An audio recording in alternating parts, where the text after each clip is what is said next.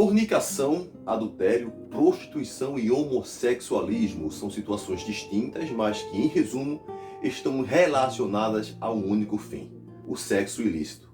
Quando ouvimos esses termos, logo nossa mente nos remete àquilo que parece errado, porque tanto a primeira quanto a última situação desagradam a Deus e trazem suas consequências. Porém, uma tão grave quanto a outra. Mas Jota, você está querendo dizer que existe pecadinho e pecadão? Não, cara. O que eu estou dizendo mesmo é que o que existe são pecados e pecados. Só que uns para a morte e outros que não são para a morte, como diz o texto. Há quem atribua tudo ao sexo ilícito, fazendo tudo de um pacote só.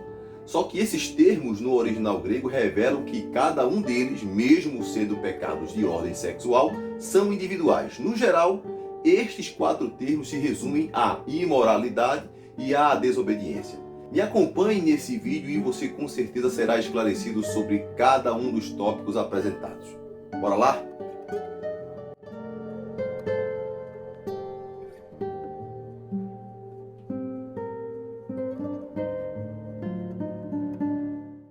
Sei que é chato, mas se faz necessário lembrar você que já é inscrito neste canal a deixar seu like, comentar sobre o assunto, compartilhar e ativar as notificações no sininho abaixo para ter acesso a novos vídeos semanalmente. Ou se você ainda não é inscrito e está me vendo pela primeira vez, clique no botãozinho aí de inscrever-se, tá certo?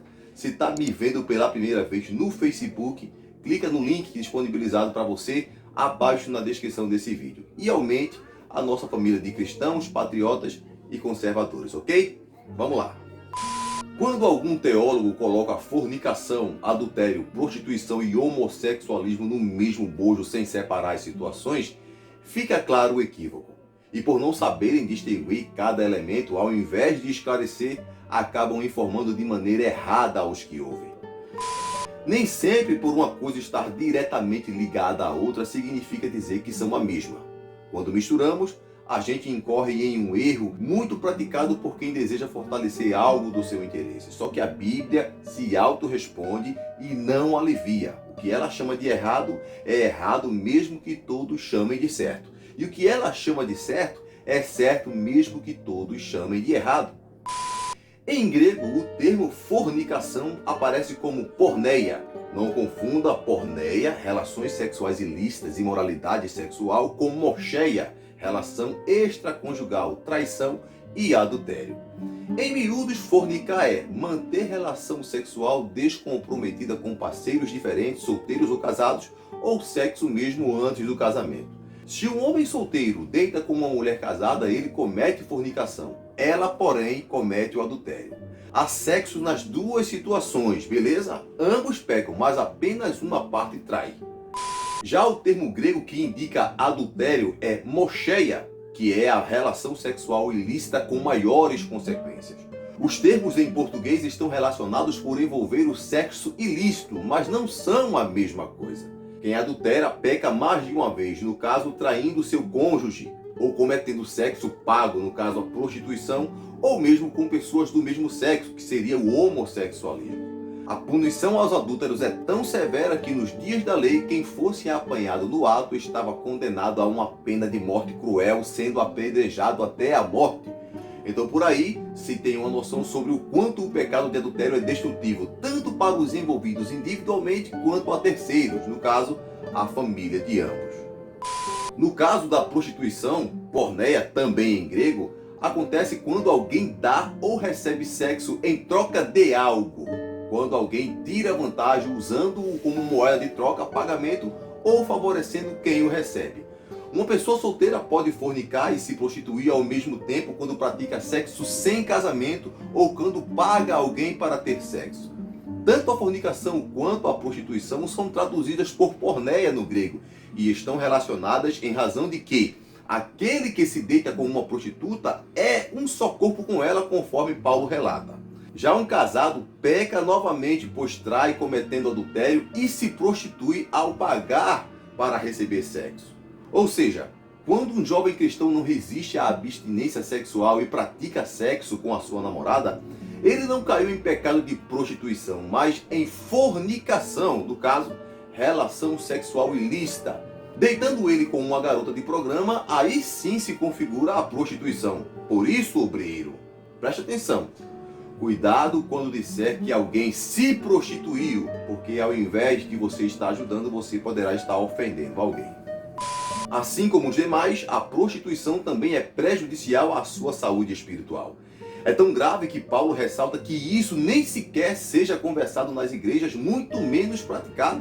Afinal, o ser humano tem por natureza essa inclinação, e sabendo disso, Satanás com certeza tentará qualquer um nesse aspecto. Por fim, o homossexualismo também envolve conjunção carnal, só que entre pessoas do mesmo sexo. No grego, os termos são dois. Um alude ao outro em sua prática, que no caso é o sexo anal. O primeiro termo é malakos, ou malakoi. O outro é arsenokoites, ou arsenokoitai, que refere-se à prática do coito anal, e é daí que vem o termo koitai, né? Coito anal, coito. Aí vem de arsenokoitai, beleza? Isso no termo grego. Se bem que um sodomita não é apenas o homossexual. Mulheres também se encaixam nesse perfil, a saber, as que praticam o sexo anal. Porém, a maior ênfase aos homens, referindo-se aos sodomitas, em razão da mulher ter seu órgão genital apropriado para esse fim. E o gay não tem, aí acaba fazendo o coito anal. Por isso é que ele usa o coito anal para realizar-se sexualmente, que configura o sodomismo e resume-se em homossexualismo. Como havia falado lá atrás, não há pecadinho ou pecadão. O que há são pecados que ofendem princípios de Deus mais que outros. Tanto é que o Senhor, além de chamar o ato do homossexualismo de abominação, ainda diz que os tais são malditos e imundos e ordena que os tais sejam mortos. Diante disso, é que dentre as 4 situações que envolvem sexo, o homossexualismo é a mais ofensiva. E nem vou falar da zoofilia, né? Que nem precisa dizer que é algo errado, não é verdade? E todos no final são pecados condenáveis. Fornicários, adúlteros, os que se prostituem e os homossexuais ou sodomitas ficarão de fora do reino dos céus.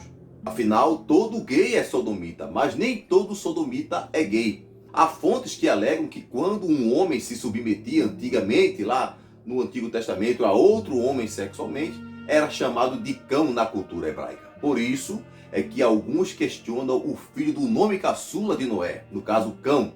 Algumas fontes alegam que ele poderia ter molestado seu pai enquanto dormia bêbado, naquele episódio do capítulo 9 do livro de Gênesis. Mas aí é outro assunto. Então, meus amigos, aí está a diferença entre as situações. Sejamos responsáveis e saibamos colocar cada coisa no seu lugar.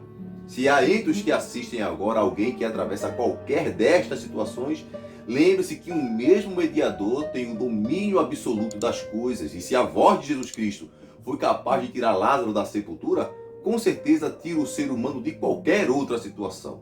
Todos estão passivos a erro. Então nunca seja um prisioneiro do seu passado. Lembre-se, foi apenas uma lição e não uma prisão perpétua. Um forte abraço a todos.